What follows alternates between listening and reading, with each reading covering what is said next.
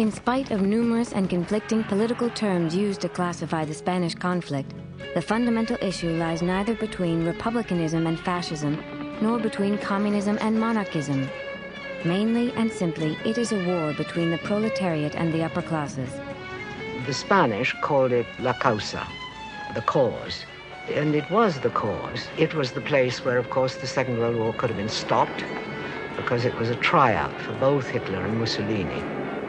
By non-intervention, we were actually helping the fascists, because they were getting materials from everywhere. Everybody knew that. And to me, we didn't really believe in our democracy. It really shattered me. So I made that decision almost overnight. The Spanish War was doubtless the last war in which individuals were to enter fully with their individual might. The soldier is fighting not only against an enemy, but also for some beyond. I was not a political person because you shifted too much. See, I didn't know about fascism. Here's the thing that brought everything to me. It was the way Germany was treating the Jews. I never really thought that white people do against white people because we don't look at you as French or Italian. You're white. I had met a lot of Jewish people who had left Germany, and they told us about what Hitler was doing to them. It was like the Ku Klux Klan. So now, we're matching what is happening in Germany to the Jews to us here in the United States. So I went downtown to this meeting, and the meeting was all these people from foreign countries. And they said to me that they hoped to go to work with the Republican side. So they said, would you like to go with us? I said, yes. The next thing I knew, I was accepted to go to Spain. I didn't even want to go to Spain. I had to. Because it didn't make sense to Max Perkins when I visited him in his office 5 days before I sailed. He looked at me as one might at a child. What's the matter with all of you, he asked. Hemingway's gone off, Dos Passos is there, Martha Gellhorn's going, and now you. Don't you know that Madrid is going to be bombed out? It won't do you any good to go about with the stars and stripes pinned on your chests or on your heads. They won't see or care.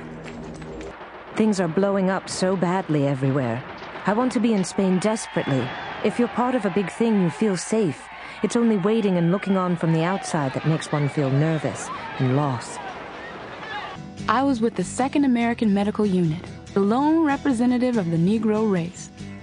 The Negro men who fight for loyalist Spain never tire of telling how they celebrated when they got the news that the medical unit included a Negro nurse. I was so excited over going to Spain, I did not realize that many other Negroes had already recognized Spain's fight for freedom and liberty as a part of our struggle, too. Almost 100 young Negro men were already fighting Hitler and Mussolini's forces here in Spain. We are now settled in a new schoolhouse with no sanitary facilities, a very feeble electric line, no telephone, and no water.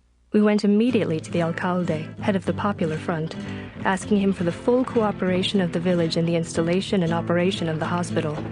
They did absolutely everything for us. We had orders to open the hospital for work in 48 hours, and we were giving everything we had, every one of us, to have the hospital ready. The roads for 6 kilometers on either side of us were so bad that it would have killed a patient to take him over them in ambulances. We spoke to the alcalde, and the next day, literally thousands of men, all those not fighting at the front, were working on the road. I can't tell you the feeling it gave me when we took the first bus over the road. And all along the way, salud, salud from every one of them. I was assigned to the large ward of the hospital and to the team of one of the surgeons, and the next day the attack started.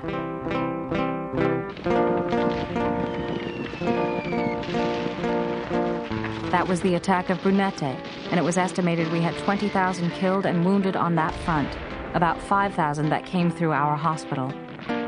There were 5 teams working, and the mixture of nationalities made the Tower of Babel a mild invention. We counted one day, and there were at least 20. We had 2 doctors who did transfusions. One was French and one English. There were English, Czech, Spanish, and New Zealand surgeons, American, English, Spanish, and Hungarian nurses, Polish first aid men. The object of the game was for everyone to learn Spanish as quickly as possible. We were active front nurses, and we had an English nurse named Dorothy Rudder. And those two girls between them did some miracle work. I've never seen anything like it. And they had Spanish helpers, volunteered boys and girls from the villages who were recruited into the Brigade Sanitary Corps. My nurse Modesta came yesterday with one of our ambulances, and I was glad to see her. Nothing is too much for her. 4 weeks ago, she was a peasant girl. Today, she gives hypos. We are so needed here you cannot imagine. I don't want to leave. I have the opportunity of working and the feeling of being valuable. Everything I have ever learned I can use here. Imagine working and knowing every step one takes is helping these men who are fighting our fight against fascism. It no longer is work. It is a rare opportunity. I have seen the results of dum-dum bullets. I know what beasts the fascists are. To one entering Franco Spain from the outside world, the bravado and contempt for international law is overwhelming. Dictators will keep agreements only as long as they are profitable. They will maintain order only as long as might forces them to. They will talk peace only till the day when they think they can make a war and win it. When I arrived, a press officer asked if I'd been subjected to the Guernica propaganda, declaring that everyone knew that Guernica was not bombed by the whites, but burned by the Reds. Guernica was a lonely chaos of timber and brick. One old man was inside an apartment house that had 4 sides to it, but an interior that was only a sea of bricks. I asked him if he had been in Guernica during the destruction.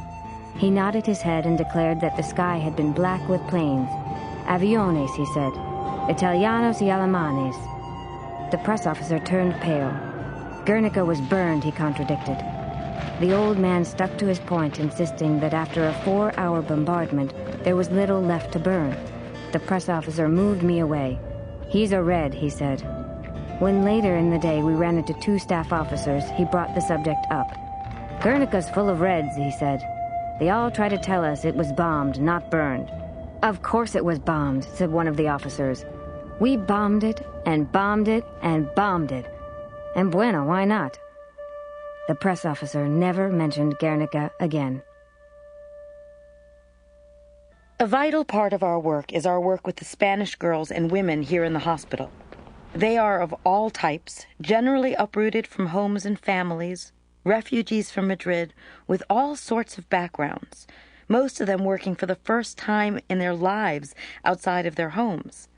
Some have lost their fathers, husbands, brothers. Others have their menfolk at the fronts, and all their love and affection is transferred to the wounded. Many of the things we look forward to in the first days are now realities. The best Spanish girls go to school every afternoon for classes in nursing. We get lectures twice a week. The medical equipment and treatment gets steadily better. We now have a fine Spanish nerve specialist and a nose and throat specialist. So you see, we are developing. The Americans who came to Spain were sincere anti-fascists. They represented a cross-section of American life. The chief of staff of the 15th Brigade was a PhD from the University of California, and the political commissioner was a seaman from the waterfront of New York City. And they both did their jobs well and fought side by side with the Spanish soldiers. What makes the struggle, what makes a fight, what makes a job, what makes everything is that tedious dedication, the regular, boring, tiring, sweaty work that you do. That's what I think is meaningful. Not the fact that in between times you can have an accident or possibly get shot at. But you have to find a place to sleep, a way to sleep, what you sleep on, how you eat, what kind of food you eat, who gets it to you, how do they manage to get some food to you. You're not going to do any fighting without something to eat. You're not going to do it. So what kind of a hero are you going to be without the heroes who brought up the food and made it hot or made it edible?